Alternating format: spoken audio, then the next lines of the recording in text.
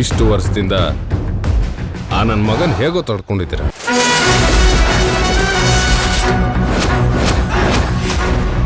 ಇವನಲ್ಲಿ ಕೆಟ್ಟೋರಿಂದ ಹೋರಾಡಿ ಹಳ್ಳಿನ ಕಾಪಾಡಿದಾನೆ ಅಂತ ಜನ ಮೆರೆಸ್ತಿಲ್ಲ. ಹಳ್ಳಿ ಹುಡುಗರು ಓದ್ಕೊಂಡು ಸಿಟಿ ಸೇರ್ತಾ ಇರ್ಬೇಕಾದ್ರೆ ಹಳ್ಳಿಗಳಲ್ಲೇ ಒಳ್ಳೆ ಭವಿಷ್ಯ ಇದೆ ಅಂತ ತೋರಿಸ್ಕೊಟ್ಟು ಮಾದರಿ ಹಳ್ಳಿನ ಸೃಷ್ಟಿ ಮಾಡಿದಕ್ಕೆ ಮೆರೆಸ್ತಿದ್ದಾರೆ. ನನ್ಗೇನೇ ತೊಂದರೆ ಆದ್ರೂ ಪರವಾಗಿಲ್ಲ, ನಮ್ಮ ಹಳ್ಳಿ ಜನಗಳಿಗೆ ಕೆಟ್ಟದಾಗೋಕೆ ನಾನು ಯಾವುದೇ ಕಾರಣಕ್ಕೂ ಬಿಡಲ್ಲ.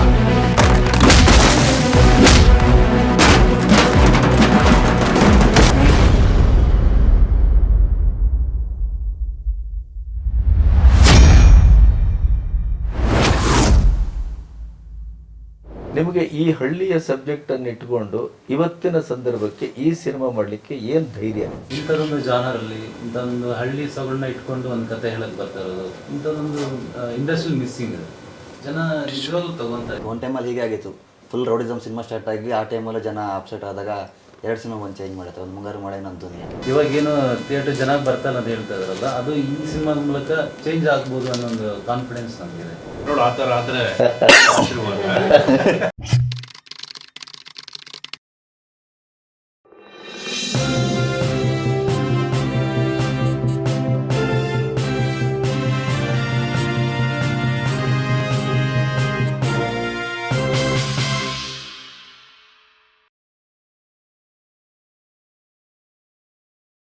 ನಮಸ್ತೆ, ಬಿ ಗಣಪತಿ ಚಾನೆಲ್ಗೆ ಸ್ವಾಗತ. ಸಂಭವಾಮಿ ಯುಗೆ ಯುಗೆ ಅನ್ನುವಂಥ ಒಂದು ಸಿನಿಮಾ ಬರ್ತಾ ಇದೆ. ಯದ ಯದಾ ಈ ಧರ್ಮಸ್ಯ ಗ್ಲಾನಿರ್ಭವತ್ತು ಭಾರತ, ನಮಗೆ ಯಾವಾಗಲೂ ನೆನಪಾಗುವಂಥ ಶ್ಲೋಕ ಅದು. ಸಂಭವಾಮಿ ಯುಗೆ ಯುಗೆ, ಯಾವಾಗ ಇಡೀದಾದಂಥ ಪ್ರಪಂಚದಲ್ಲಿ ಕೊಳಕು ಮತ್ತು ಪಾಪ ಜಾಸ್ತಿಯಾಗಿ ಒಂದು ರೀತಿಯ ಈ ಇಳೆ ಕೊಳತು ನಾರುವಂಥ ಪರಿಸ್ಥಿತಿಗೆ ಬರುತ್ತೋ ಅವತ್ತು ನಾನು ಮತ್ತೆ ಹುಟ್ಟಿ ಬರ್ತೇನೆ, ಕೃಷ್ಣನ ವಾಕ್ಯ ಇದು. ಇಂಥ ಒಂದು ಒಳ್ಳೆಯ ಟೈಟಲ್ನಲ್ಲಿ ಒಂದು ಸುಂದರವಾದ ಹಳ್ಳಿಯ ಕನಸಿನ ಚಿತ್ರ ಬರ್ತಾ ಇದೆ.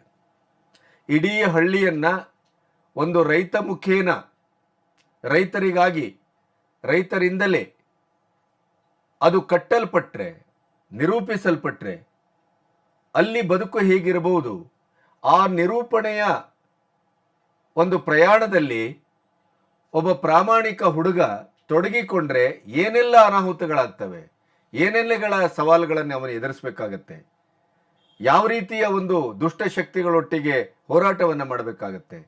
ವರ್ತಮಾನದ ಒಟ್ಟು ಸ್ಥಿತಿಯಲ್ಲಿ ಒಂದು ಸುಂದರವಾದ ಹಳ್ಳಿಯ ಸಾಧ್ಯತೆಯ ಕನಸನ್ನು ನಾವು ಕಾಣಬಹುದೇ? ಈ ಎಲ್ಲ ಭೂಮಿಕೆಯನ್ನು ಇಟ್ಟುಕೊಂಡು SMT ಪ್ರತಿಭಾ ಅಂತ ಹೆಣ್ಮಗಳು ನಿರ್ಮಾಪಕಿಯಾಗಿ, ಚೇತನ್ ಚಂದ್ರಶೇಖರ್ ಶೆಟ್ಟಿ ನಮ್ಮ ಮಂಗಳೂರಿನವರು ನಿರ್ದೇಶಕರಾಗಿ, ಜೈ ಶೆಟ್ಟಿ ಹೀರೋ, ನಿಶಾ ರಜಪೂತ್ ಅವರು ಹೀರೋಯಿನ್. ಈ ತಾರಾಗಣದಲ್ಲಿ ಸುಧಾರಾಣಿ ಅವರು ಮುಖ್ಯವಾದಂಥ ತಾಯಿಯ ಪಾತ್ರವನ್ನು ಮಾಡಿದ್ದಾರೆ. ಮತ್ತು ಹಿರಿಯ ನಟರಿದ್ದಾರೆ. ಪ್ರಸನ್ನ ಅವರು ವಿಲನ್ ರೋಲನ್ನು ಮಾಡಿದ್ದಾರೆ. ಒಂದು ರೀತಿಯಲ್ಲಿ ಈ ಸಿನಿಮಾ ತಂಡ ತನ್ನ ಅನುಭವವನ್ನು ಹೇಳ್ಕೊಳ್ತಾ ನಿರ್ದೇಶಕನ ಪ್ರಥಮ ಪ್ರಯತ್ನ ಆದರೂ ಕೂಡ ಇಲ್ಲಿ ಒಂದು ಪ್ರಾಮಾಣಿಕತೆ ಕಾಣುತ್ತೆ. ಪ್ರಾಮಾಣಿಕವಾಗಿ ಒಂದು ಶ್ರಮವನ್ನು ಮಾಡಿದ್ದಾರೆ. ಮನರಂಜನೆ, ಮನೋವಿಕಾಸ ಮತ್ತು ಇವತ್ತಿನ ನಮ್ಮ ರೈತರ ಒಟ್ಟು ಬದುಕು, ಅತಂತ್ರತೆ ಅವೆಲ್ಲವನ್ನು ಇಟ್ಟುಕೊಂಡು ಯುವ ಸಮುದಾಯ, ನಿಮಗೆ ನೆನಪಿದೆ ಕರೋನಾ ಬಂದಾಗ ಎಲ್ಲರೂ ಟೋಲ್ಗೇಟಲ್ಲಿ ಈ ಬೆಂಗಳೂರಿನ ಸಾವಾಸ ಸಾಕು, ಮಹಾನಗರದ ಬದುಕು ಸಾಕು, ನಮ್ಮ ಅಪ್ಪಂದು ಒಂದು 10 ಗುಂಟೆ ಜಮೀನಿದೆ, ನಾವು ಅಲ್ಲೋಗಿ ಬದುಕ್ತೇವೆ ಅಂತ ಹೊರಟರು. ಕರೋನಾ ಯಾವಾಗ ಹೋಯ್ತೋ ಮತ್ತು ವಾಪಸ್ 10 ಗುಂಟೆ ಬಿಟ್ಟು ಮಹಾನಗರಕ್ಕೆ ಬಂದಿದ್ದಾರೆ. ನಾವು ಇದನ್ನು ನೋಡಿದ್ದೇವೆ. ಅಂತೂ ಈ ಯುವಕರು ಹಳ್ಳಿಗೆ ಮುಖ ಮಾಡುವಂಥ ಒಂದು ಪ್ರಕ್ರಿಯೆ ಇವತ್ತು ಇದೆ. ದನ ಸಾಕುವ, ಕೃಷಿ ಮಾಡುವ, ಡಬಲ್ ಡಿಗ್ರಿ, ಟ್ರಿಬಲ್ ಡಿಗ್ರಿ ಮಾಡಿಕೊಂಡವರೆಲ್ಲ ಹಳ್ಳಿ ಕಾಡಿನಲ್ಲಿ ಹೋಗಿ ಬದುಕುವಂಥ ಈ ಚಿತ್ರವನ್ನು ಕಾಣ್ತಾ ಇದ್ದೇವೆ. ಹಾಗಾಗಿ ಅದಕ್ಕೆ ಒಂದು ಸಮಕಾಲೀನದ ಒಂದು ಸ್ಪಂದನದ ಚಿತ್ರ ಸಂಭವಾಮಿ ಯುಗ ಯುಗೆ. ಆ ಸಿನಿಮಾದ ಬಗ್ಗೆ ಏನು ಹೇಳ್ತಾರೆ, ಆ ಸಿನಿಮಾದ ಬಗ್ಗೆ ನಾವು ನೀವು ನೋಡಲೇಬೇಕಾದಂಥ ಯಾವ್ಯಾವ ಅಂಶಗಳಿದೆ ಅವನ್ನೆಲ್ಲ ಬಹಳ ವಿವರಣಾತ್ಮಕವಾಗಿ ಈ ತಂಡ ನಮ್ಮೆದುರು ಹಂಚಿಕೊಂಡಿತ್ತು. ಬನ್ನಿ ಕೇಳೋಣ. ಚೇತನ್, ನಮಸ್ತೆ. ನಮ್ಮ ಊರಿನವರು ನೀವು. ಈಗ ನಮ್ಮೂರಿನವರೇ ಸ್ವಲ್ಪ ಹೆಚ್ಚು ಕನ್ನಡದಲ್ಲಿ ಆಳ್ತಾ ಇದ್ದಾರೆ ಅಂತಂದರೆ ಬೆಂಗಳೂರಿನವ್ರು ಸಿಟ್ಟು ಮಾಡ್ತಾರೆ. ಹೌದು, ಇಲ್ಲ ಇದ್ದಾರೆ ಅನ್ಬೇಕು. ಯಾಕಂದರೆ ನಾವು ಹೀಗೆ ನಾವು ಊರಿನವರು ಅಂತಂದಾಗ ಒಂದು ಸ್ವಲ್ಪ ಹೆಚ್ಚು ಪ್ರೀತಿ ವಿಶ್ವಾಸದಲ್ಲಿ ಮಾತಾಡುವಾಗ ಬೆಂಗಳೂರಿನವರಿಗೆ ಅದು ಬೇರೆಯೇ ಸೌಂಡ್ ಆಗಿ ಕೇಳುತ್ತೆ. ಸೊ ನಿಮ್ಮ ತಂಡವನ್ನು ಫಸ್ಟ್ ಪರಿಚಯ ಮಾಡಿಕೊಡಿ. ಖಂಡಿತ. ನಮ್ಮ ನಾಯಕ ನಟ ಅಜಯ್ ಶೆಟ್ಟಿ ಅಂತ ಹೇಳಿ. ನಮಸ್ತೆ. ಅವತ್ತು ಇದು 2ನೇ ಸಿನಿಮಾ, ಅಷ್ಟೊಂದು ಮಾಡಿದ್ದಾರೆ, ಇದು 2ನೇ ಸಿನಿಮಾ. ಓಕೆ.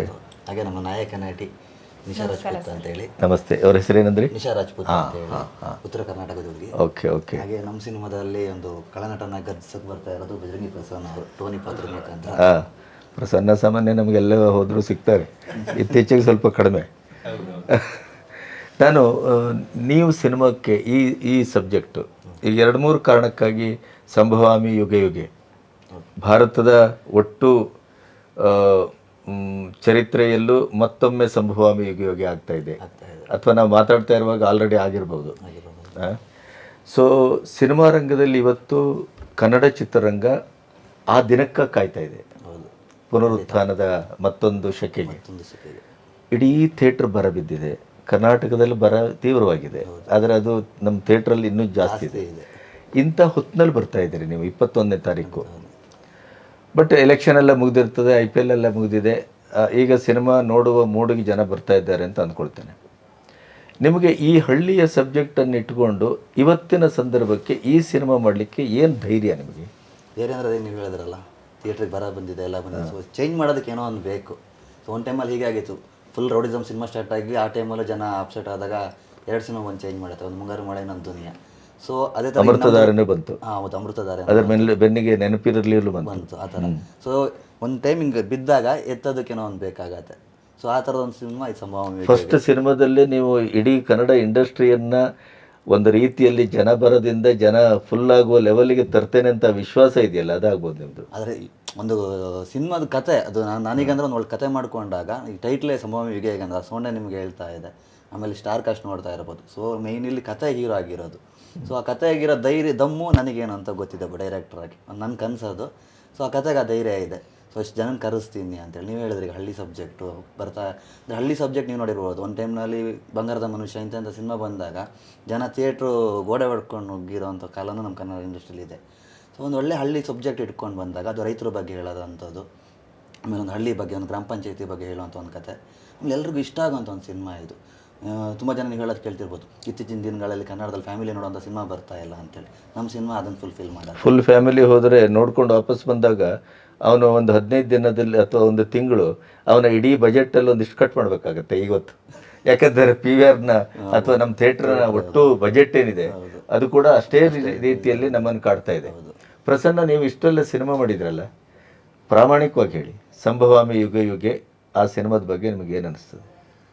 ಸರ್, ಒಂದು ಒಳ್ಳೆ ಟೀಮು. ಮೇಲಾಗಿ ನಮ್ಮ ಡೈರೆಕ್ಟರ್ ಸರ್, ನಮ್ಮೂರವರು ಅಂದರೆ ಯಾವತ್ತು ನಮ್ಮೂರದ ನಮ್ಮ ನೀರ್ದ ಅಂತ ಹೇಳ್ತಾರಲ್ವ, ಯಾವತ್ತು ಬಿಡ್ಲಿಕ್ಕೆ ಆಗೋದಿಲ್ಲ ನಮ್ಮೂರವ್ರನ್ನ. ಸಾಧಾರಣ ಒಂದು 4-5 ವರ್ಷದ ಪರಿಚಯ. ತುಂಬ ಸಿನಿಮಾಗಳಲ್ಲಿ ಇವರು ಅಸೋಸಿಯೇಟ್ ಆಗಿ ವರ್ಕ್ ಮಾಡಿದ್ದಾರೆ. ಅವತ್ತಿಂದ ಒಂದು ಕನಸು ಇತ್ತು ಇವರಿಗೆ, ಒಂದು ಸಿನಿಮಾ ಮಾಡಬೇಕು, ಒಂದು ಡೆಬ್ಯೂ ಸಿನಿಮಾ ಮಾಡಿದ್ರೆ ನೀವು ಆ್ಯಕ್ಟ್ ಮಾಡಬೇಕು ಅಂತ ಅವತ್ತಿಂದನೂ ಹೇಳ್ತಾ ಇದ್ರು. ಈ ಒಂದು ಒಳ್ಳೆ ಟೈಮ್ ಬಂದಿದೆ, ಒಂದು ಒಳ್ಳೆ ಕತೆ ಮಾಡಿದ್ದಾರೆ. ದೊಡ್ಡ ತಾರಾಗಣ ಇದೆ. ಭವ್ಯ ಮೇಡಮ್ ಆಗಿರ್ಬೋದು, ಸುಧಾರಾಣಿ ಅವರಾಗಿರ್ಬೋದು, ಪ್ರಮೋದ್ ಶೆಟ್ಟರ್ ಆಗಿರ್ಬೋದು, ಬಾಲಸ್ ಅವರು, ತುಂಬ ದೊಡ್ಡ ತಾರಾಗಣ ಇದೆ. ಮೇಲಾಗಿ ಒಂದು ಡಿಫ್ರೆಂಟ್ ಜಾನರ್ ಇರುವಂಥ ಸಿನಿಮಾ, ಒಂದು ಹಳ್ಳಿ ಸೊಗಡಿನ ಸಿನಿಮಾ ಅಂತ ಹೇಳ್ಬೋದು. ಸೊ ಒಪ್ಕೊಳ್ಬೇಕಾದ ಈಗಿನ ಸಂದರ್ಭದಲ್ಲಿ ಜನರನ್ನ ಅದು ಥಿಯೇಟ್ರಿಗೆ ಎಳೆದ ತರುವ ಶಕ್ತಿ ಇದೆ ಅಂತ ಅನಿಸಿದೆ. ಈಗಾಗಲೇ ಒಂದು ಹಾಡು ರಿಲೀಸ್ ಆಗಿದೆ, ಟ್ರೈಲರ್ ರಿಲೀಸ್ ಆಗಿದೆ, ನಾವು ಮಾತಾಡ್ತಾ ಇರೋ ಹೊತ್ತಿಗೆ. ಸೊ ನಿಮ್ಗೇನು ಅನಿಸ್ತದೆ ಸರ್? ಒಳ್ಳೆ ಸ್ಕ್ರಿಪ್ಟ್ ಯಾವ ಟೈಮಲ್ಲಿ ಬಂದರೂ ಜನಗಳು ಅಕ್ಸೆಪ್ಟ್ ಮಾಡ್ತಾರೆ. ಹಿಂದೆನೂ ಮಾಡಿದರೆ ಮುಂದೆನೂ ಮಾಡ್ತಾರೆ ಅನ್ನೋ ಒಂದು ದೃಢವಾದ ನಂಬಿಕೆ ಎಲ್ಲ ಆರ್ಟಿಸ್ಟ್ಗಳಲ್ಲೂ ಅಷ್ಟೇ, ಟೆಕ್ನಿಷಿಯನ್ಸಲ್ಲೂ ಇದೆ. ಅದೇ ಥರ ನಮ್ಮ ಕತೆ ಒಂದು ಡಿಫ್ರೆಂಟ್ ಜಾನರ್ ಅಂತ ಹೇಳ್ಬೋದು ಅಲ್ವಾ ಸರ್? ಖಂಡಿತ. ಅಂದರೆ ಈಗ ಹಳ್ಳಿ ಸಬ್ಜೆಕ್ಟ್ ಅಂತ ಬಂದ ತಕ್ಷಣ ಎಲ್ರಿಗೂ ಹೆಂಗೆ ಫೀಲ್ ಆಗುತ್ತೆ ಅಂದರೆ, ಅದು ನಮ್ಮ ಸಾಂಗ್ ಕೇಳಿದ ತಕ್ಷಣ ಮಂಡ್ಯ ಅಂತ ಹೇಳಿದ ತಕ್ಷಣ ಇದು ಕಿರತಕ್ಕನ್ ಥರ ಇರ್ಬೋದೇನೋ, ಇಲ್ಲ ರಾಜಹುಲಿ ಥರ ಇರ್ಬೋದೇನೋ ಅನ್ಕೊಳ್ತಾರೆ. ಸೊ ಇದು ಆ ಥರದ್ದಲ್ಲ. ನಾವು ಮಂಡ್ಯ ಅಂತ ಯೂಸ್ ಮಾಡಿರೋದು ಒಂದು ಪರ್ಪೋಸಾಗಿ ಹಳ್ಳಿಯಾಗಿ, ಪ್ರತಿಯೊಂದು ಹಳ್ಳಿಗೂ ಕನೆಕ್ಟ್ ಆಗುವಂಥ ಸಿನಿಮಾ ಇದು. ಆಮೇಲೆ ಇವತ್ತು ಸಿಟಿಲಿರೋರು ಎಲ್ಲರೂ ಮೂಲ ಒಂದು ಹಳ್ಳಿನೇ ಆಗಿರುತ್ತೆ ಅವ್ರದ್ದು. ಸೊ ಅವರಿಗೂ ಒಂದು ಫೀಲ್ ಕೊಡೋವಂಥ ಸಿನಿಮಾ. ಇದು ಕರೆಕ್ಟ್ ಅಲ್ವಾ ಅಂತ. ಈಗ ಕೆಲವೊಂದು ಸಿನಿಮಾ ಬಂದು ಬದಲಾವಣೆ ಮಾಡುತ್ತೆ ಅಂತಾರೆ. ಈಗ ರಾಜ್ಕುಮಾರ ಬಂದಾಗ ಎಷ್ಟೋ ಜನ ತಂದೆ ತಾಯಿ ವೃದ್ಧಾಶ್ರಮದಲ್ಲಿ ಬಿಟ್ಟವ್ರನ್ನ ಮನೆ ಕರ್ಕೊಂಡು ಹೋಗಿದ್ದಾರೆ. ಸೊ ನಮ್ಮ ಸಿನಿಮಾ ಬಂದಮೇಲೆ ಎಷ್ಟೋ ಜನರು ಹಳ್ಳಿಲೇ ಇದ್ದು ಇಷ್ಟೆಲ್ಲ ಮಾಡ್ಬೋದಲ್ಲ, ಹಳ್ಳಿಲೇ ಇದ್ದು ಇವಾಗ ಯಾವುದೋ ಒಂದು ಸಾಫ್ಟ್ವೇರ್ ಕಂಪ್ನಿಲಿ ಯಾವುದೋ 30-40 ಕೆಲಸ ಮಾಡ್ತಾರೆ. ಅದೇ ಹಳ್ಳಿಲಿ ಇದ್ಕೊಂಡು ಹೈನುಗಾರಿಕೆನೋ ಈ ಥರ ತುಂಬ ಇದೆ ಹಳ್ಳಿಲಿ. ಇವಾಗ ಎಷ್ಟೋ ಜಪಾನಲ್ಲೆಲ್ಲ ತೋರಿಸಿದ್ದಾರೆ ರೈತರು ಇವತ್ತು ಕೋಟಿಗಟ್ಟಲೆ ಬೆಳಿಬೋದು ಅನ್ನೋದು. ಸೊ ರೈತರು ಭಾರತದಲ್ಲೂ ಆಗ್ತಾ ಇದೆ. ನೀವು ಕಾರ್ಕಳದವರಲ್ವಾ? ಹೌದು. ಮುನಿಯಾಲ್ನಲ್ಲಿ ಆಚಾರ್ಯರು ಗೋಧಾಮ ಮಾಡಿದ್ದಾರೆ. ಅವರ ಇಡೀ ಕಾನ್ಸೆಪ್ಟೇ ಅದು. ಒಬ್ಬ ರೈತ ತಿಂಗಳಿಗೆ ಅಂದ್ರೆ ವರ್ಷಕ್ಕೆ 1 ಕೋಟಿ, ತಿಂಗಳಿಗೆ ಇಷ್ಟು, ಈ ತರ ದುಡಿಲಿಕ್ಕೆ ಹೇಗೆ ಸಾಧ್ಯ ಇದೆ ಅಂದ್ರೆ ಇದು ಮಿಶ್ರ ಕೃಷಿ ಮೂಲಕ ಮಾಡಿದ್ರೆ ನೀವು ಯಾವ್ಯಾವ ರೀತಿ ಹೇಗೆ ಬೆಳಿಲಿಕ್ಕೆ ಸಾಧ್ಯ ಇದೆ ಅನ್ನೋದನ್ನ ಒಂದು ಪ್ರಯೋಗವಾಗಿ ಒಂದು ಇಡೀ ವಿಶ್ವವಿದ್ಯಾನಿಲಯದ ತರ ಕಟ್ಟಿದ್ದಾರೆ. ಸೊ ಕೃಷಿ ಇವತ್ತು ಲಾಭದಾಯಕವಾಗಿ ಮಾಡುವಂತ ಒಂದು ಉದ್ಯೋಗ ಅನ್ನೋದು ಒಂದಾದ್ರೆ, ಹಳ್ಳಿಯನ್ನ ಹೇಗೆ ರಿಜುವಿನೇಟ್ ಮಾಡ್ತೀರಿ, ಹಳ್ಳಿಯನ್ನ ಹೇಗೆ ಕಟ್ಟಬಹುದು ಅನ್ನೋದಕ್ಕೆ ಏನಾದ್ರು ಒಂದು ಮಾದರಿ ಅಂತ ನಿಮ್ಗೆ? ಹೌದೌದು. ಆ್ಯಕ್ಚುಲಿ ಇದರಲ್ಲಿ ಹೀರೋ ಬಂದೊಬ್ಬ ಗ್ರಾಮ ಪಂಚಾಯತಿ ಪ್ರೆಸಿಡೆಂಟು, ಅವನೊಂದು ಹಳ್ಳಿನ ಒಂದು ಮಾದರಿ ಗ್ರಾಮ ಪಂಚಾಯತಿ ಮಾಡ್ತಾನೆ. ಸೊ ಮಾದರಿ ಗ್ರಾಮ ಪಂಚಾಯತಿ ಅನ್ನೋದೇ ನಿಮ್ಗೊಂದು ಹೊಸ ಕಾನ್ಸೆಪ್ಟ್. ಅಂದರೆ ಒಬ್ಬ ಎಜುಕೇಟೆಡ್ ಇದ್ದು ಅವನಿಗೆ ಒಂದು ಹಳ್ಳಿ ಬಗ್ಗೆ, ತನ್ನ ಊರ ಬಗ್ಗೆ ಪ್ರೀತಿ ಇದ್ದಾಗ ಅವನ ಹಳ್ಳಿನ ಹೇಗೆ ಬದಲಾಯಿಸ್ತಾನೆ, ಪ್ರತಿಯೊಬ್ಬರಿಗೂ ಒಂದು ಮನೆ ಮಗ ಆಗಿರ್ತಾನೆ. ಪ್ರಾಕ್ಟಿಕಲ್ ಆಗಿ ಇವತ್ತು ಎಲ್ಲ ಗ್ರಾಮ ಪಂಚಾಯತಿ ಅಧ್ಯಕ್ಷರು ಭ್ರಷ್ಟಾಚಾರದ ಒಂದು ಮಾದರಿ ಪಂಚಾಯತ್ ಹೇಗಿರ್ತದೆ ಅನ್ನೋದಕ್ಕೆ ಮಾಡೆಲ್ ನಿಂತಿದ್ದಾರೆ. ನೀವು ಅದರ ವಿರುದ್ಧವಾಗಿ ನಾವು ಹೋಗ್ತಾ ಇದೀವಿ ಇಲ್ಲಿ. ಜೈ, ಹೇಗಿರ್ತೀರಿ ನೀವು ಒಬ್ಬ ಯುವಕರಾಗಿ ಈ ಹಳ್ಳಿಯ ಸಬ್ಜೆಕ್ಟ್ ಒಬ್ಬ ನಾಯಕನಾಗಿ ನಿಮಗೆ ಏನು ಅನಿಸ್ತದೆ? ನಿಜವಾಗ್ಲೂ ನಮಗೆ ತುಂಬ ಇಷ್ಟವಾದ ಕತೆ, ಅದಕ್ಕೆ ನಾವು ಡೈರೆಕ್ಟ್ ಡಿಸ್ಕಸ್ ಮಾಡಿ ಇದೇ ಮಾಡಬೇಕಂತೇಳಿ ನಾವು ಡಿಸೈಡ್ ಆಗಿದ್ದೀವಿ.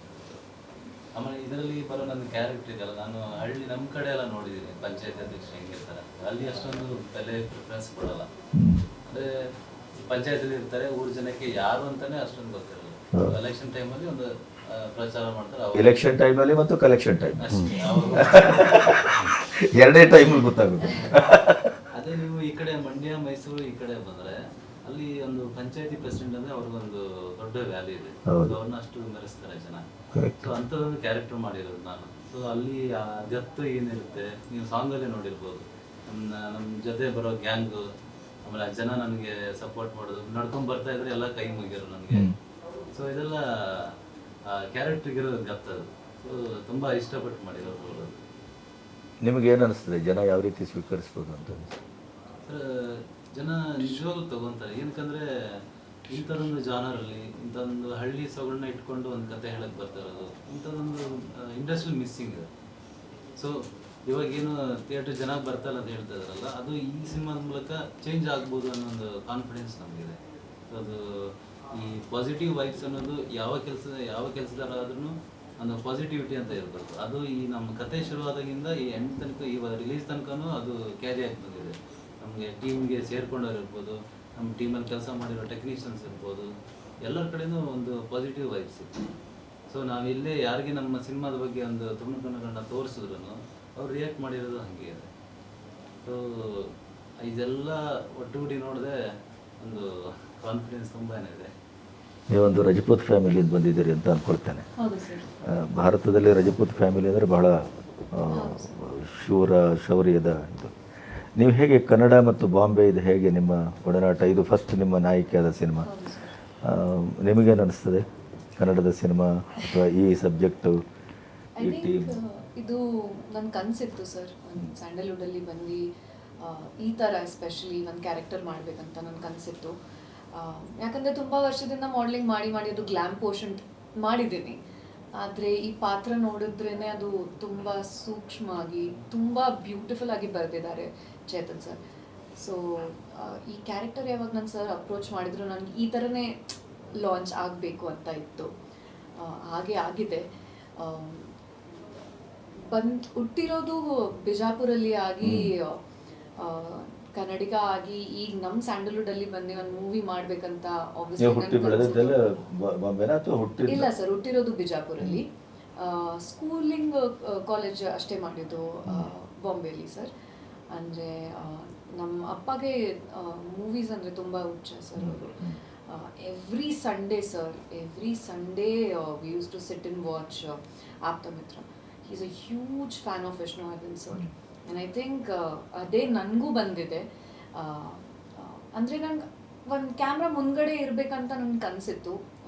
ಈ ಥರದ್ದು ನಿಮ್ಮ ಫ್ಯಾಮಿಲಿ ಬೇರೆಯವರು ಯಾರು ಇಲ್ಲ? ಇಲ್ಲ ಸರ್, ಯಾರೂ ಇಲ್ಲ. ನಿಮ್ಮ ತಂದೆ ಏನು ಮಾಡ್ತಾರೆ? Is a civil engineer sir. So ಯಾರಿಗೂ ಫ್ಯಾಷನ್ ಬ್ಯಾಕ್ಗ್ರೌಂಡೇ ಗೊತ್ತಿರಲಿಲ್ಲ ಸರ್.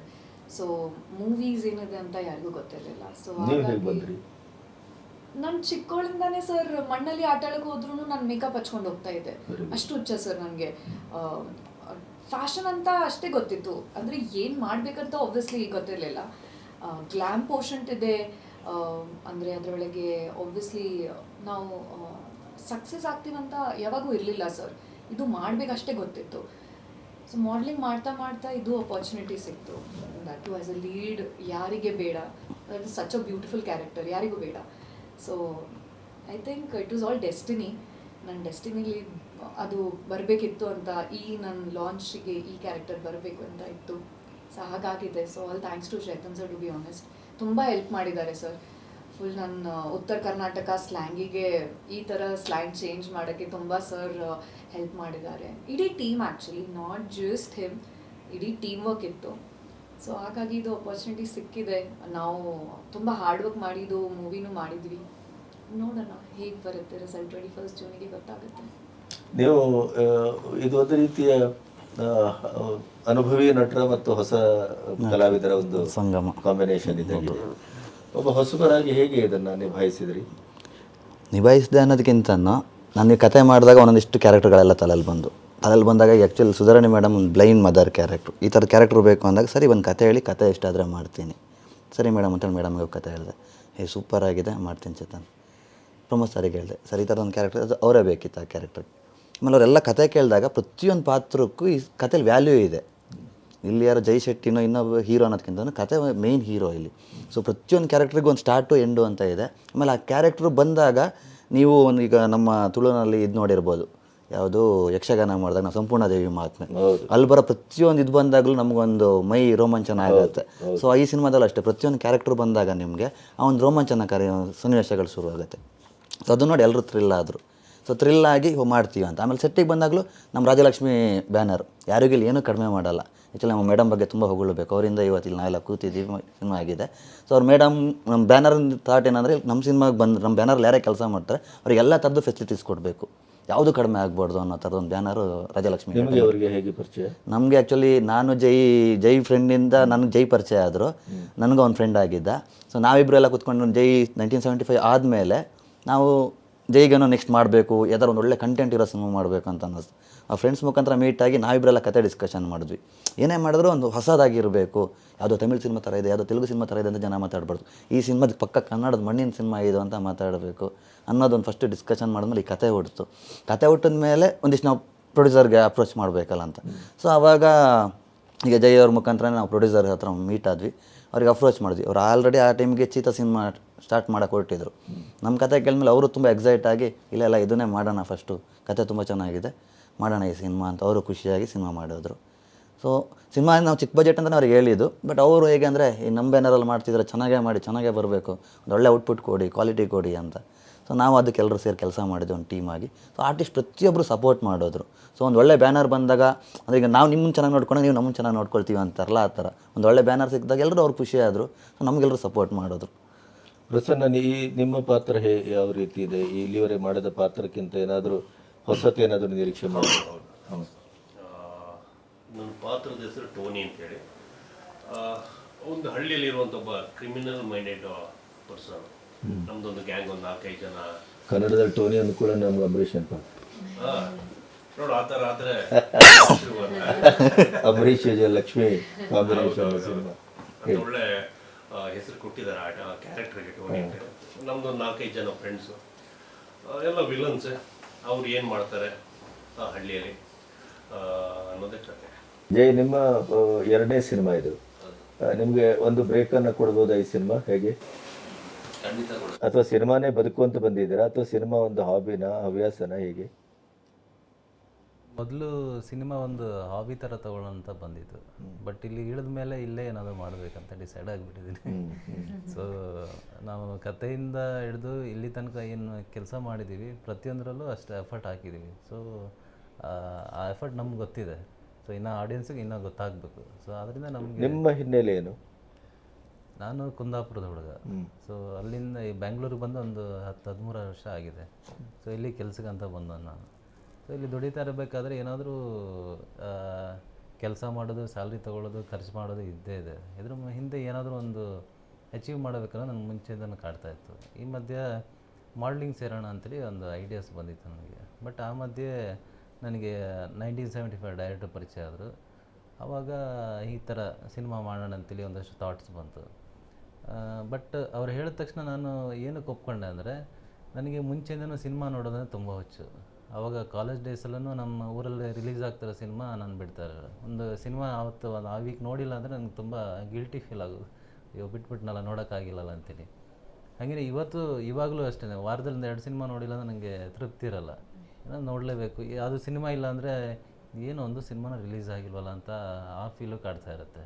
ಸೊ ಅದ್ರ ಮಧ್ಯೆ ಏನಾದರೂ ಮಾಡಬೇಕಂದ್ರೆ ನಮ್ಗೆ ಇಷ್ಟ ಇರೋ ಒಂದು ಫೀಲ್ಡ್ನ ಚೂಸ್ ಮಾಡ್ಕೊಂಡ್ರೆ ಅದರಲ್ಲಿ ನಮಗೆ ಈಸಿ ಆಗುತ್ತೆ, ಸಕ್ಸಸ್ ಈಸಿಯಾಗಿ ಸಿಗುತ್ತೆ ಅನ್ನೋ ಥಾಟ್ ಬಂತು. ಸೊ ಆವಾಗ ಅಲ್ಲಿಂದ ಶುರುವಾಗಿ 1970 ಡೈರೆಕ್ಟ್ರಿಂದ ಆಮೇಲೆ ಅಲ್ಲಿಂದ ನಮಗೆ ಪ್ರೊಡ್ಯೂಸರ್ ಪರಿಚಯ ಆಯಿತು. ಆನಂತರ ಮೊದಲನೇ ಸಿನಿಮಾ ಮಾಡಿದ್ರು, ಆಮೇಲೆ 2ನೇ ಸಿನಿಮಾ ಇದಕ್ಕೆ ಬಂದ್ವಿ. ಸೊ ಅಲ್ಲಿ 1975 ಅಷ್ಟೊಂದು ಸಕ್ಸಸ್ ಕಂಡಿಲ್ಲ ಅಂದ್ರೂ, ಬಟ್ ಇದರಲ್ಲಿ ಏನೋ ಪಕ್ಕ ಆಗುತ್ತೆ ಅನ್ನೋದೊಂದು. ಸಿನಿಮಾಕ್ಕೆ ಏನು ತಯಾರಿ ಮಾಡಿದ್ರಿ?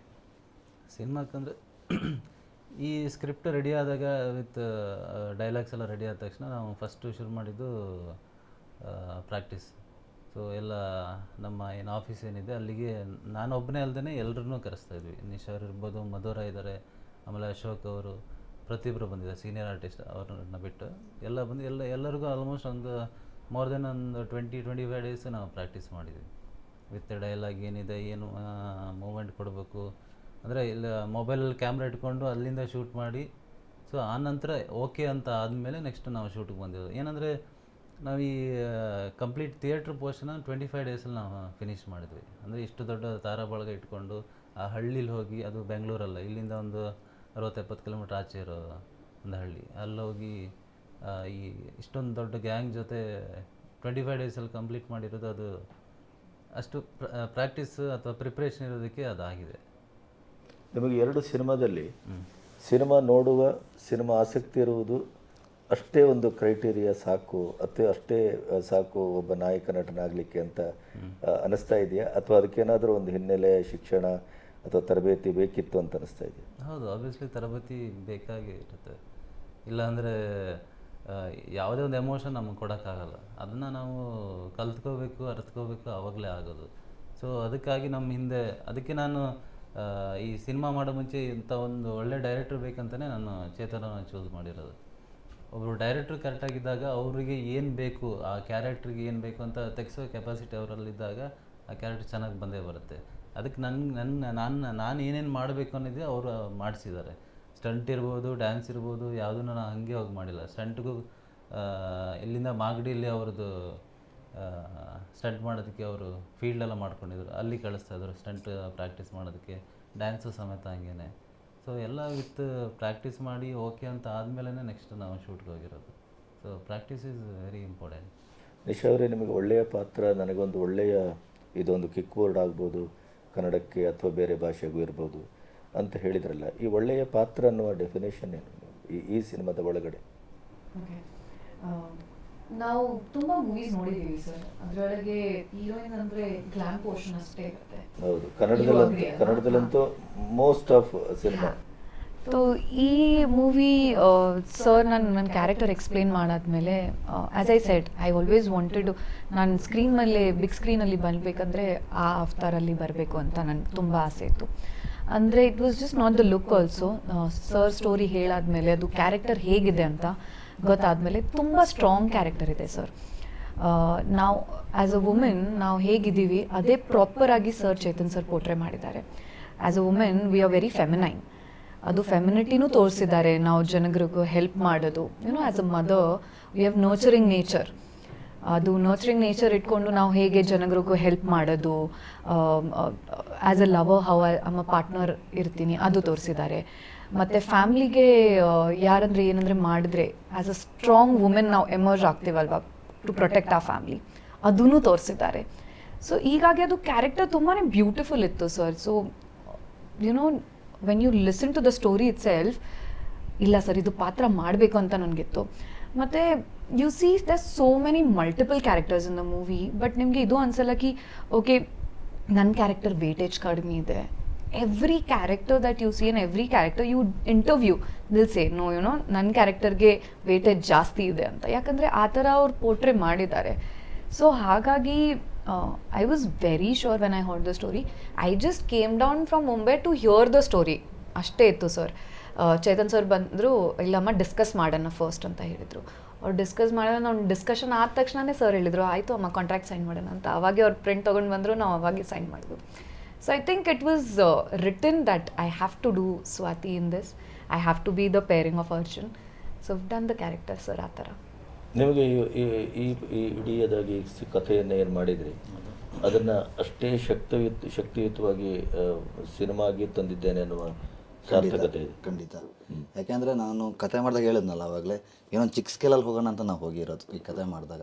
ಬಟ್ ಉಪ್ಪಿ ಸರ್ ಕೆಲವು ಸಲ ಹೇಳ್ತಾರೆ, ಸಿನಿಮಾ ನಾವು ಮಾಡೋದಲ್ಲ ಅದೇ ಆಗೋದು, ಒಳ್ಳೆ ಸಿನಿಮಾ ಆದಾಗ ಅದೇ ಆಗುತ್ತೆ ಅಂತ. ನಾವು ಚಿಕ್ಕ ಸ್ಕೇಲ್ ಮಾಡಿದಾಗ ಆ್ಯಕ್ಚುಲಿ ಬಜರಂಗಿ ಪ್ರಸನ್ನ ಸಾರು ಇನ್ನೊಂದು ಯಾರೋ ಒಂದು ಇಬ್ಬರು ನನ್ನ ತಲೆಯಲ್ಲಿದ್ರು ಬಿಟ್ಟರೆ ಎಲ್ಲರೂ ಇರಲಿಲ್ಲ. ಆ ಕತೆ ಮಾಡಿದಾಗ ಈ ಕ್ಯಾರೆಕ್ಟರ್ಗೆ ಇವರಿದ್ರೆ ಚಂದ, ಇವ್ರ ಕ್ಯಾರೆಕ್ಟರ್ಗೆ ಇವರಿದ್ರೆ ಚಂದ. ಸೊ ಯಾರನ್ನೇ ನಾನು ವಿಜುವಲ್ ಮಾಡಿಕೊಂಡೆ ಅವರೆಲ್ಲ ಸಿನಿಮಾಗೆ ಸಿಕ್ಬಿಟ್ರು. ಸಿಕ್ಕಿದಾಗ ಈಗ ಹೇಗಾಗತ್ತೆ ಅಂದರೆ ನಾನೇನೇ ಕನಸ್ಕೊಂಡಿದ್ರು ತೆರೆ ಮೇಲೆ ತೋರಿಸೋದು ಆರ್ಟಿಸ್ಟ್ಗಳು, ಆ ಕ್ಯಾರೆಕ್ಟ್ರ್ ಜೀವ ತುಂಬೋದು ಆರ್ಟಿಸ್ಟ್ಗಳು. ಸೊ ಈಗ ಸುಧಾರಣೆ ಮೇಡಮೇ ತಗೊಳ್ಳಿ, ಅವ್ರು ಕಂಪ್ಲೀಟಾಗಿ ಒಂದು ಪೇಯ್ನ್ಫುಲ್ ಎಮೋಷನ್ ಕ್ಯಾರೆಕ್ಟ್ರು. ಅವ್ರ ಕ್ಯಾರೆಕ್ಟ್ರ್ ಎಲ್ಲಿವರೆಗೆ ಬರುತ್ತೆ ನಿಮ್ಗೆ ಅಲ್ಲಿವರೆಗೆ ಮನಸ್ಸಲ್ಲಿ ಒಂದು ಪೇಯ್ನ್ ಕಾಡ್ತಾ ಇರುತ್ತೆ. ಸೊ ಅಂಥ ಕ್ಯಾರೆಕ್ಟರ್ ಸುಧಾರಣೆ ಮೇಡಮ್ ಸಿಕ್ಕಿದಾಗ ಆ ಕ್ಯಾರೆಕ್ಟ್ರು ನಾನು ಅಂದ್ಕೊಂಡಿದ್ದಕ್ಕಿಂತ ಇನ್ನೊಂದು ಸ್ಟೆಪ್ ಜಾಸ್ತಿ ವೇಟೇಜ್ ಬಂದಿದೆ. ಈ ಪ್ರಮೋದ್ ಶೆಟ್ಟಿ ಸರ್ ಕ್ಯಾರೆಕ್ಟ್ರು, ಅವ್ರ ಕ್ಯಾರೆಕ್ಟ್ರು ಸ್ವಲ್ಪ ಡಿಫ್ರೆಂಟ್ ಕ್ಯಾರೆಕ್ಟರ್ ಅದು. ಆ ಕ್ಯಾರೆಕ್ಟ್ರಿಗೆ ಆ ಥರ ಎರಡು ಮುಖ ಅವರಲ್ಲಿರುತ್ತೆ, ಒಳಮುಖ ಬೇರೆ ಇದೆ, ಹೊರಗುಮುಖ ಬೇರೆ ಇದೆ, ಆ ಥರದ ಒಂದು ಕ್ಯಾರೆಕ್ಟ್ರು. ಅಂದರೆ ಒಂದು ನಾವು ಸಿನಿಮಾ ನೋಡ್ತಾ ಒಂದು ಅಂಡರ್ ಕರೆಂಟಲ್ಲಿ ಒಂದು ಸಸ್ಪೆನ್ಸ್ ರನ್ ಆಗುತ್ತೆ. ನಿಮ್ಗೆ ಸ್ಟಾರ್ಟಿಂಗೆಲ್ಲ ಈ ಗ್ರಾಮ ಪಂಚಾಯತಿನ ಏನು ಮೇನ್ ಇದು ಹೇಳೋದು ಅದಕ್ಕೆ ಸ್ಟಾರ್ಟಿಂಗೆಲ್ಲ ನಿಮ್ಗೆ ಅವೆಲ್ಲ ಕ್ಯಾರಿ ಆಗ್ತಾ ಇರುತ್ತೆ. ಮಿಡ್ಲಲ್ಲಿ ನಿಮ್ಗೊಂದು ಸಸ್ಪೆನ್ಸ್ ಸ್ಟಾರ್ಟ್ ಆಗುತ್ತೆ. ಅಂದರೆ ಸ್ಟಾರ್ಟಿಂಗಲ್ಲೇ ಒಂದು ಕ್ಲೂ ಕೊಟ್ಟಿರ್ತೀವಿ ಸಸ್ಪೆನ್ಸ್ ಶುರು ಆಗೋದೇ ಅದು ಅಂತೇಳಿ. ಬಟ್ ಒಂದು ಹಳ್ಳಿ ಇದ್ರ ಬಗ್ಗೆ ಎಲ್ಲ ಹೋಗಿ ಒಂದು ಇಂಟ್ರೋಲಿಂದ ನಿಮ್ಗೊಂದು ಸಸ್ಪೆನ್ಸ್ ಸ್ಟಾರ್ಟ್ ಆಗುತ್ತೆ. ಆ ಸಸ್ಪೆನ್ಸ್ ಯಾವ ಥರ ಸ್ಟಾರ್ಟ್ ಆಗುತ್ತೆ ಅಂದರೆ ನೀವು ಬೇರೆ ಯಾವುದೇ ಸಸ್ಪೆನ್ಸ್ ಸಿನಿಮಾ ನೋಡಿದ್ರು ಆಲ್ಮೋಸ್ಟ್ ಗೆಸ್ ಮಾಡ್ಬೋದು. ಯಾಕಂದ್ರೆ ಥ್ರಿಲ್ಲರ್, ಸೈಕೋಪ್ಯಾಥೋದು, ಸೈಕೋ ಕಿಲ್ಲರ್ಗಳದೆಲ್ಲ ಸ್ಟೋರಿ ತುಂಬ ನೋಡಿರ್ತೀರ. ಅದು ಮಾಡಿದ್ರೆ ಇವನೇ ಮಾಡಿರ್ಬೋದು ಅನ್ನೋದೊಂದು ಗೆಸ್ ಸಿಗುತ್ತೆ. ಬಟ್ ನಮ್ಮ ಸಿನಿಮಾದಲ್ಲಿ ಒಂದು ಸಸ್ಪೆನ್ಸ್ ಯಾವ ಥರ ಇದೆ ಅಂದರೆ ಕಂಪ್ಲೀಟ್ ಡಿಫ್ರೆಂಟ್ ಆಗಿರೋಂಥದ್ದು. ಅಂದರೆ ಒಂದು ವಿಲೇಜ್ ಸಬ್ಜೆಕ್ಟ್ ಇಟ್ಕೊಂಡು ನಾನು ಹೇಳಿದ್ನಲ್ಲ ಅವಾಗಲೇ, ಕಿರಾತಕ ರಾಜವಲ್ಲಿ ಈ ಥರ ಯಾರೋ ಫೀಲ್ ಮಾಡ್ಬೋದು. ಈ ಥರದೊಂದು ಕತೆ ಯಾರೂ ನೋಡಿರೋಕ್ಕಿಲ್ಲ ಇಲ್ಲಿವರೆಗೆ. ಸೊ ಇಲ್ಲಿವರೆಗೆ ಯಾರೂ ಮಾಡೂ ಇಲ್ಲ. ಸೊ ನಿಮಗೆ ಕಂಪ್ಲೀಟಾಗಿ ಒಂದು ಡಿಫ್ರೆಂಟ್ ಜಾನರ್, ಆಮೇಲೆ ಒಂದು ಡಿಫ್ರೆಂಟ್ ಫೀಲ್ ಕೊಡೋ ಸಿನಿಮಾ. ನೀವು ಈಗ ಸಿನಿಮಾ ನೋಡ್ತಾ ಇದ್ದರೆ ಆ ಊರಿಗೆ ಹೋಗ್ಬಿಡ್ತೀರ ನೀವು. ನಾವೇನೊಂದು ಊರು ಅಂತ ತೋರಿಸ್ತೀವಿ, ಆ ಊರಲ್ಲಿ ಹೋಗಿ ನಿಮ್ಮ ಕಣ್ಮುಂದೆ ಆ ಊರ ಕತೆ ಕಾಣಿಸ್ತಾ ಇರುತ್ತೆ. ಅಷ್ಟು ರಿಯಾಲಿಟಿಯಾಗಿ ಅಷ್ಟು ನ್ಯಾಚುರಲಾಗಿ ಕಟ್ಕೊಟ್ಟಿದ್ದೀವಿ ಕತೆನ. ಆಮೇಲೆ ನೀವು ಸಿನಿಮಾದೊಳಗೆ ಟ್ರಾವೆಲ್ ಮಾಡ್ತೀರ, ಹೊರಗಡೆ ಬರಲ್ಲ. ಸುಮ್ಮನೆ ಯಾವುದೋ ವೇಸ್ಟ್ ಸೀನ್ ತುಂಬೋದು, ಸುಮ್ಮನೆ ಯಾವುದೋ ತಲೆಯಾಟ ಸೀನ್ ತುಂಬೋದು, ಆ ಥರ ಏನೂ ಮಾಡಿಲ್ಲ. ಕತೆ ಏನಿತ್ತು ಅದನ್ನೇ ಮಾಡಿದ್ವಿ. ಇದು ಗಂಭೀರವಾಗಿ ಸಾಗುತ್ತಾ? ಮಧ್ಯ ಒಂದಿಷ್ಟು ಎಂಟರ್ಟೈನ್ಮೆಂಟ್ ಇದೆ. ಅಂದರೆ ಈ ಹಳ್ಳಿಲಿ ತರಲೆ ಹುಡುಗರು ಹೀರೋ ಫ್ರೆಂಡ್ಸು ಈ ಥರದೆಲ್ಲ ಒಂದಿಷ್ಟು ಕ್ಯಾರೆಕ್ಟರ್ ಇದ್ದಾರೆ. ಗಿಲ್ಲಿ ನಟ ಮಾಡಿದ್ದಾರೆ ಫ್ರೆಂಡಾಗಿ, ಆಮೇಲೆ ಚೇತನ್ ದುರ್ಗ, ಸಿದ್ದು ಮಂಡ್ಯ, ಈ ಥರದ ಒಂದಿಷ್ಟು ಜನ ಆರ್ಟಿಸ್ಟ್ ಮಾಡಿದ್ದಾರೆ. ಅವ್ರದ್ದೆಲ್ಲ ತರಲೆ ತಮಾಷೆಗಳು ಇವೆಲ್ಲ ನಡೀತಾ ಇರುತ್ತೆ. ಸೊ ಒಂದ್ಸಲ ಟ್ರಾಕು ಅಲ್ಲೂ ಒಂದಿಷ್ಟೆಲ್ಲ ಫನ್ನು. ಸೊ ಅವೆಲ್ಲ ಕ್ಯಾಶುವಲ್, ಅಂದರೆ ಒಬ್ಬ ಜೀವನದಲ್ಲಿ ಏನೇನು ನಡೀತಿರುತ್ತೆ ಆ ಥರ ಫನ್ ದೈನಂದಿನ ಜೀವನದಲ್ಲಿ. ಸೊ ಆ ಥರದ ಒಂದಿಷ್ಟೆಲ್ಲ ಫನ್ಗಳು ನಡೀತಾ ಇರುತ್ತೆ, ಕಾಮಿಡಿ ಹೋಗ್ತಾ ಇರುತ್ತೆ. ನಿಶಾ ಇಲ್ಲಿ ನಮಗೆ ತುಂಬ ಗ್ಲಾಮರಸ್ ಆಗಿ ಕಾಣ್ತಾಳೆ, ಅಲ್ಲಿ ಹೇಗೆ ಕಾಣ್ತಾರೆ?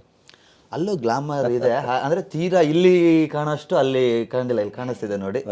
ಅಂದರೆ ಮಿಕ್ಸ್ ಮಾಡಿದ್ದೀವಿ ಅಲ್ಲಿ ಒಂದು ಹಳ್ಳಿಗೆ. ಅವ್ರು ಆ್ಯಕ್ಚುಲಿ ಕ್ಯಾರೆಕ್ಟರ್ ಬಂದು ಸಿಟಿಯಿಂದ ಹಳ್ಳಿಗೆ ಬರೋ ಹುಡುಗಿನೇ, ಹಳ್ಳಿ ಹುಡುಗಿನೇ ಯಾಕೆ ತೋರಿಸಿಲ್ಲ ಅಲ್ಲಿ, ಸಿಟಿಯಿಂದ ಹಳ್ಳಿಗೆ ಬರೋ. ಸಿಟಿಯಿಂದ ಹಳ್ಳಿಗೆ ಕರ್ಕೊ ಬಂದಿದ್ದೀರಿ, ಯಾಕಂದ್ರೆ ನಿಮ್ಮ ಸಿನಿಮಾಕ್ಕೆ ಬೇಕಲ್ಲ ಸರ್.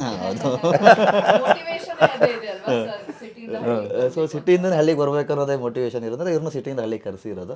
ಅಲ್ಲಿ ಬಂದಾಗ ಎರಡು ಮ್ಯಾಚ್ ಆಗಿದೆ. ಅಂದರೆ ಕೆಲವು ಕಡೆ ಗ್ಲಾಮರ್ ಬೇಕಿದೆ, ಗ್ಲಾಮರ್ ಕಂಡಿದ್ದಾರೆ, ಕೆಲವು ಕಡೆ ಇಲ್ಲ ನ್ಯಾಚುರಲ್ ಕಾಣಿಸ್ಲಿ ಅನ್ನೋ ಜಾಗದಲ್ಲಿ ಆ ಥರ ಮಾಡಿದ್ದೀವಿ. ಚೂಡಿದಾರನ್ನು ಹಾಕ್ಸಿದ್ವಿ, ಸ್ವಲ್ಪ ಮಾಡ್ರನ್ ಡ್ರೆಸ್ಸು ಹಾಕ್ಸಿದ್ವಿ.